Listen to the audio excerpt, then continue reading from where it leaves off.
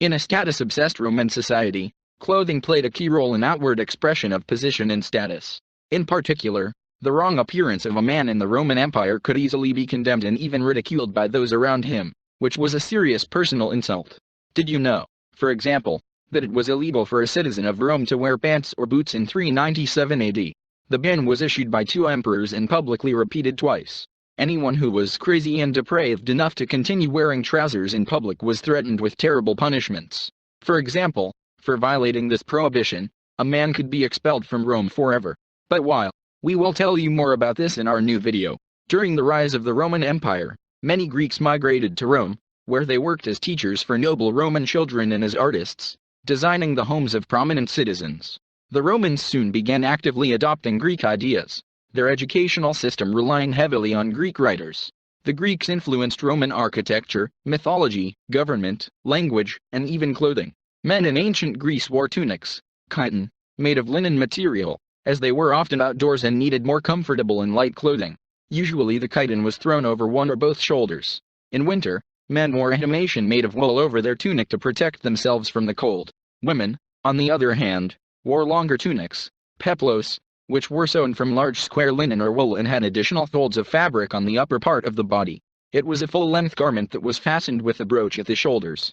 It is noteworthy that the ancient Greeks never wore pants, associating them with the underdeveloped Scythians, Sarmatians, peoples of East and Central Asia, and equated wearing pants with savagery and barbarism.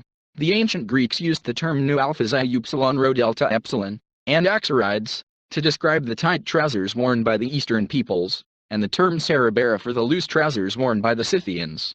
Mentioning trousers, the Greeks always used the word thalakoi in a joking manner, which literally translates as bag.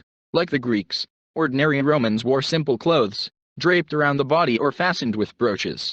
Usually made of wool, the tunic, as in ancient Greece, was the most common garment in ancient Rome, besides cloaks and robes. It was very cheap and comfortable clothing that suited the needs of most people's daily lives. But the most respected and wealthy men of Rome wore a toga, a large piece of cloth about 5 meters long and 1.8 meters wide, draped over the shoulders and wrapped around the body over a plain white linen tunic. Made from wool, togas were very expensive and not very practical pieces of clothing. With the active expansion and development of Rome, the toga became more and more expensive and prestigious clothing. This meant that the toga eventually became the only status symbol for very wealthy men. In the heyday of the Roman Empire, togas even had a social distinction in their colors. For example, only the emperor had the right to wear a purple toga. As you can see, the fashion for trousers did not take root in the Roman Empire either. But why did the Romans, like the Greeks, not only not wear trousers, but also forbid them? When Marcus Tullius Cicero, the famous politician, orator, and lawyer, defended the former governor of Gaul, Marcus Fonteius, against charges of extortion, he called the wearing of trousers a sign of the innate aggressiveness of the Gauls, and a mitigating circumstance for his client. Here is a piece of the surviving speech of Cicero during the defense of Fonteius in court. Do you really hesitate, judges, when all these peoples have innate hatred and wage incessant war with the Roman people? Do you think that in their military baggy trousers they really come to us in a humble and submissive spirit?